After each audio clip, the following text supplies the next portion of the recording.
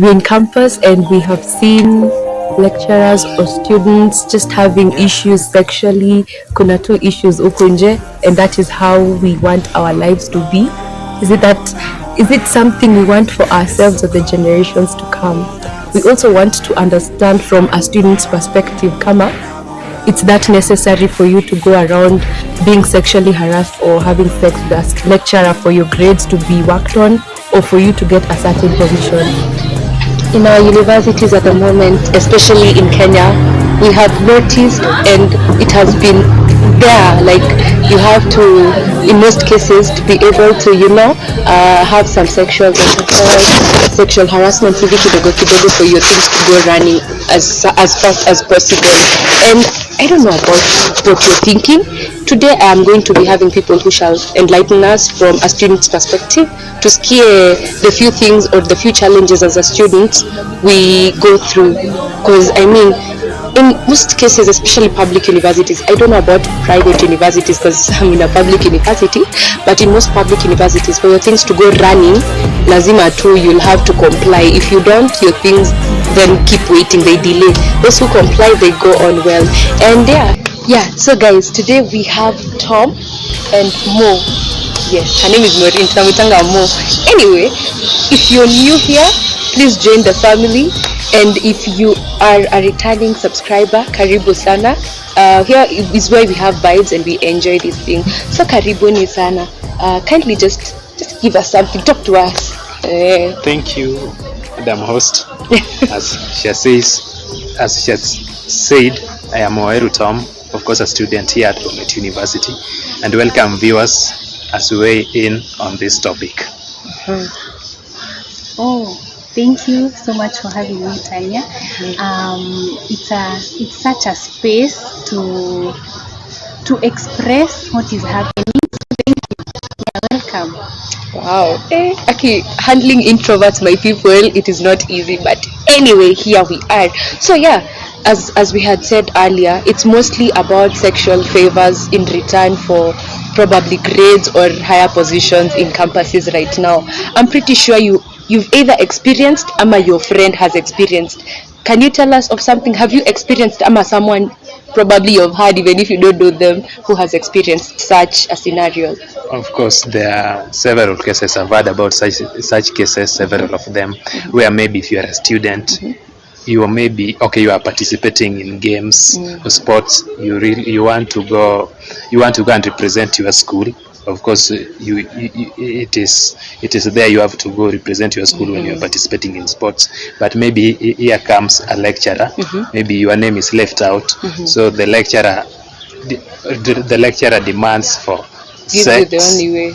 Demands for sex in return for you to go to that trip. So maybe because you have no option, you really want to go and represent your school, you give in because that is the last option. Wow. Have you also been in a situation where you have experienced someone you know who has experienced sexual harassment? Yes. So I think sexual harassment is not only the sexual part of it. It is also how venye mtu anakuongelesha. That's harassment, by the way. Did you know people? So of course there have been cases of sexual harassment in schools, workplaces, everywhere sexual harassment. Wow. So what do you think about people who unapata mtu fall for the trap and they're not even guaranteed? Like, what do you think about it? Do you think it's an escape plan? Like, is it a final decision? Can you still think otherwise na ukatae, ama we have put ourselves in a position where we have to now comply for us to succeed, ama for us to be granted for the favors? Do you think there's any other way out? Maybe this is the last option. The last option they have. We should not judge such people who are involved in such cases. We should not judge them. We should first listen to them, their side of the story. For example, even in the larger society, we have sexual workers. It is not their wish to go sell their body but it is because that is the last option they have, maybe hard economic times. So they opt to do that. Maybe there is nothing they can do about it, but in real sense they are very intelligent people. They know that, but it is because that is life. So maybe that is the only option they have. So we shouldn't be judging them when And they I are like what involved you've said in about such. judging them. Sometimes we're there on their neck, we're like, Sasa, why were you thinking? What were you thinking? Yet it's really something which you have to first ask them what really happened, what do you think about it? Do you think it's a guarantee even though you just go and comply? Do you think it's a guarantee you'll still succeed? No, I don't think. Si lazima fall to that trap. Cause sometimes I've had stories. The people, these lecturers can be evil, manzi. Yeah, so guys, Kwanza, very sorry. Ukonje, the weather has done whatever it has done, but anyway, we have to continue with content. Ama vipi, hope you're forgiven. Ama vipi, so lazima to address the issues, and yes. So yeah, as we were saying before, the weather interrupted us. What do you think are some of the ways tunaweza curb hii ugonjwa imeingia kwa public universities? What are some of the ways you feel like would rather do them rather than falling for this trap that tushaonyeshwa that's the only way out? Because at this point I think most students huko shule, they'll tell you kama si hivyo tutasurvive aje on this earth. Like, what are other ways you think? I think as a student, you should respect yourself. You should not let go your dignity to impress your friends or to impress people, so that you see some students are driven by peer pressure. Maybe they see their friends have money, so they want to give in to these traps so that they can also have money. At that time, they destroy their dignity. Their dignity will destroy your image. And apart from that, okay, maybe you should just look back at home, maybe the background you come from. Yes. You should not be involved in such cases. Apart from that, I think we should also form some charitable groups. Maybe, so if you are a student and you lack some financial, you really need to meet some of your financial needs. So you should not shy off. You should maybe just, if we have these charitable groups where maybe money is contributed to help the less fortunate of those who are needy. So the administration should also be involved in this. Yeah. So when you are in need, you don't shy off. You just approach the administration. You tell them, I have such challenges.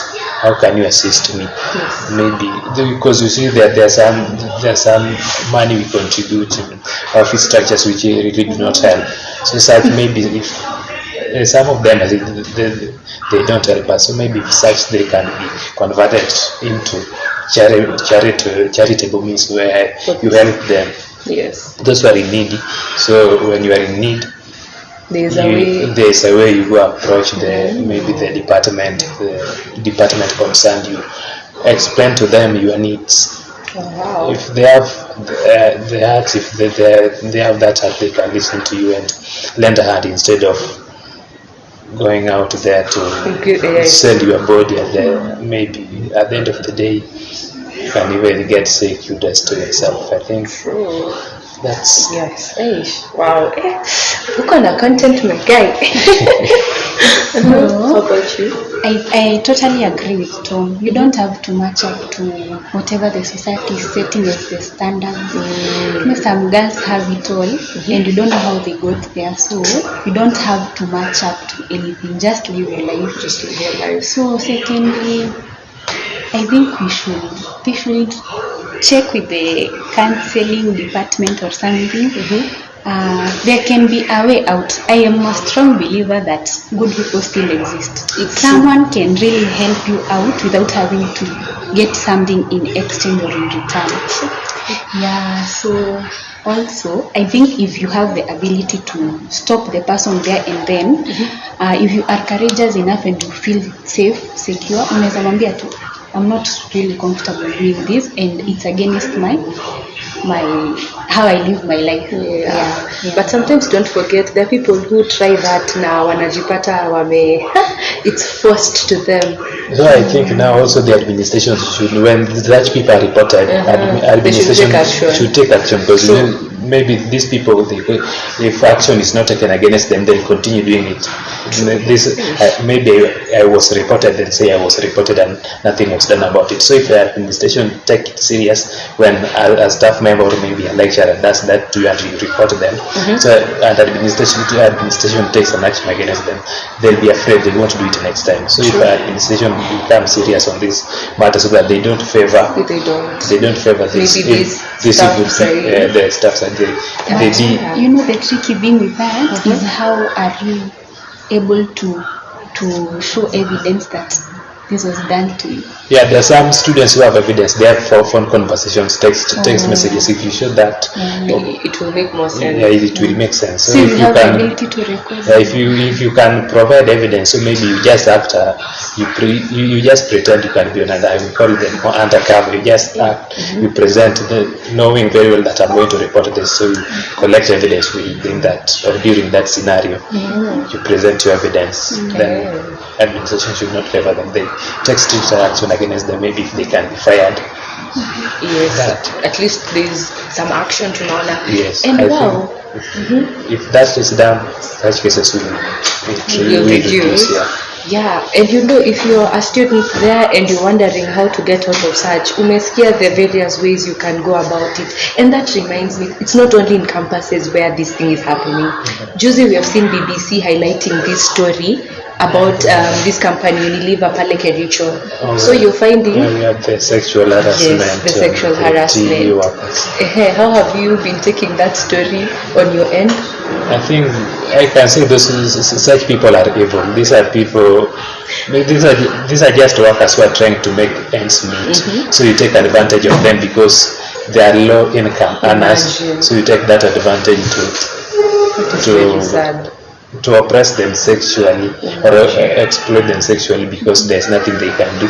You know this is the job they're looking up on. This is what they're surviving on. So you should not take advantage of such innocent people, innocent individuals, because you have money, you are in a position of power. I think it doesn't make how have you been selfish? That's so selfish of the managers there.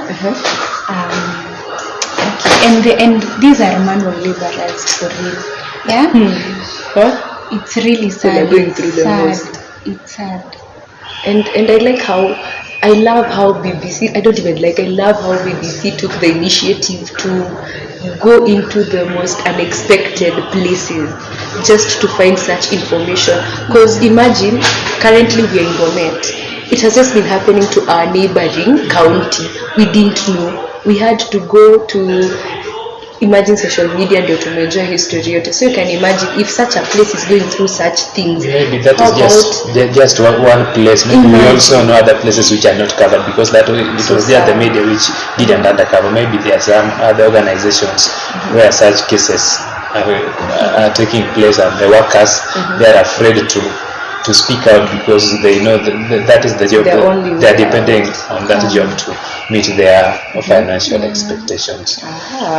But it's actually interesting that now people will start knowing this thing is there. Yeah, I think people should not. Known for a long time. They should not shy off when such cases.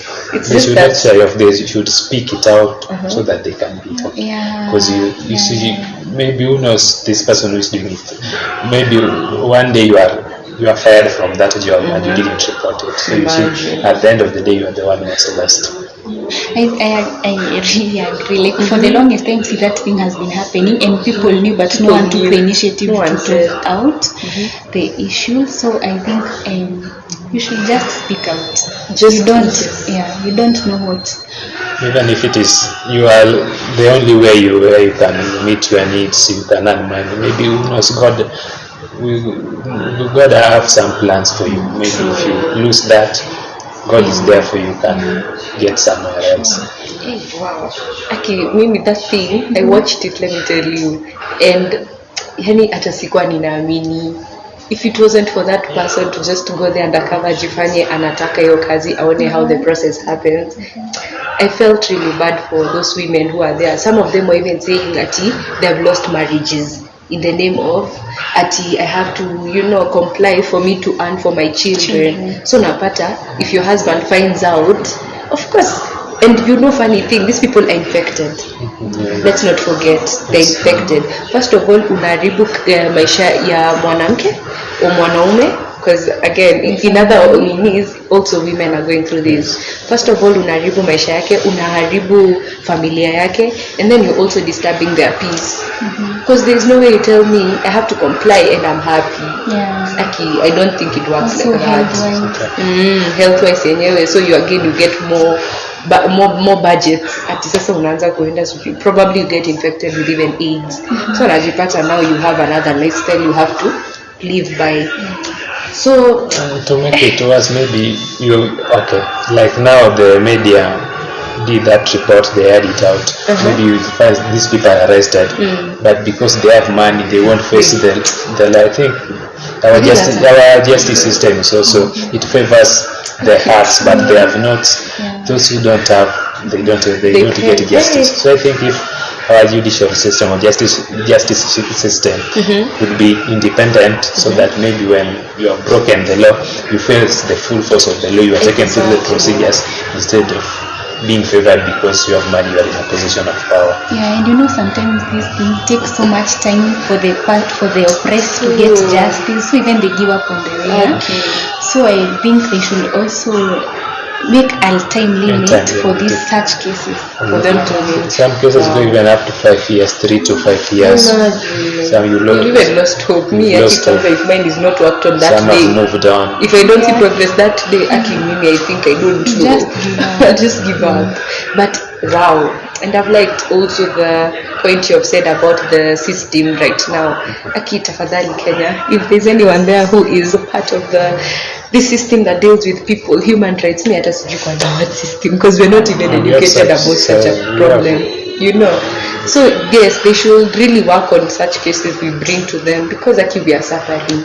If it's the management pale shule, please listen to us. That's the only thing we're crying for. As students, we just want to be heard and action taken. As people working, they also need to be heard. I'm not working at the moment, but I will be working. Anyway, so what is something you want to tell our viewers as we're going to be winding up today's session? Because I've really enjoyed. Yeah, so I think one thing I've learned that you should just speak out. You don't know, usisafe ukiwa nyamaza. That's it. Don't suffer in silence. If something is going on, you're feeling oppressed, you're feeling harassed, just speak out. You don't know what can come out of that, and you can be helped, and justice can also take place. Nice. Simple but very full of content. Full of content. What would you like to tell our viewers? To tell our viewers, I think what I can say is that these people who commit such evil acts, they should be human. They should not be evil.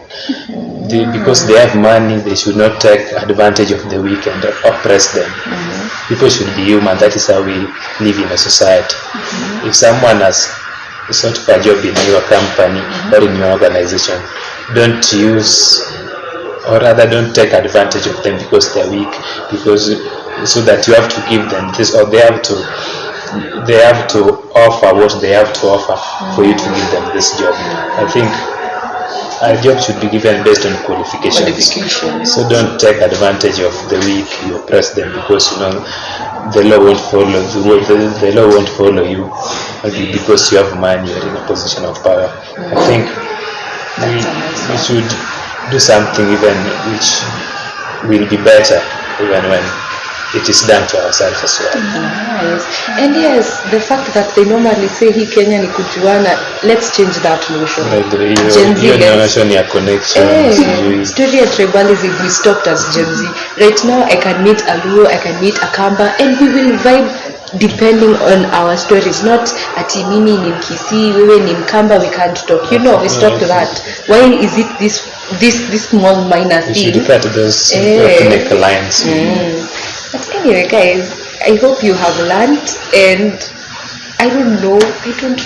I just want to hear more and more views, because it is something which is eating us right now, and I am pretty sure we are not the first people who have had this. Kuna mtu tu unatuangalia hapo and you're feeling, enyewe it's me, I have been through this and I don't know how to come out. Reach out to anyone you can talk to, and here at Tanya Talks Show we like asking people watuambie kwenye tunaweza wapata for more information, ama for more, maybe hata kuna mtu anakuangalia na anataka kusikia how you can help them as Mo ama as Tom. Just tell us where we can find you, and so our counseling departments are always ready to help. They listen to people. So in your organization, maybe if you are in a school, you're working in a company, organization, each of those institutions, I am sure they have guidance and counseling department. So when you are faced with such issues, you are in such dilemma, just reach out to them. You go tell them your story, and I think you'll get help. I think you can also talk to a friend. Like Tanya nikikuja nikwambie I have been going through this and this and this. Problem shared is problem half solved. Yeah, so maybe you can also help with ideas of what I can do. So I think usinyamaze at all. Usinyamaze. Please share it out. So at the end of the day, share. Usinyamaze, share. Nani went through this and then they died because of stress. So is there like any platform, social media platform we can get you people, ama mnapenda your lives personal? Twitter at Twitter. If you see people from Twitter, run. Not really. Kina address vitu venye ziko. So hapo Ngugi Gidinji. Which platform can we get you? On Facebook. I use Waweru Tom everywhere, so I'm Waweru Tom on Facebook. I'm Waweru Tom 78 on Instagram. I am Waweru Tom on Twitter. Nice. So guys, unfortunately I'm not on TikTok. But maybe I'll join. We shall hope you get on that platform as well. So anyway guys, we have really had an amazing time, and at the moment I just want to hear more from you as my viewers, and it has been true. We have said whatever needed to be said, and kama kuna mtu alikuwa na kitu kwa roho amei, because we lack platforms to even talk about such things. So they big up to Sam for this platform. Coming up with such an amazing topic where sure. Okay. Feel appreciated, Sam. Kwaherini my people, till we meet again next time. Mulikat.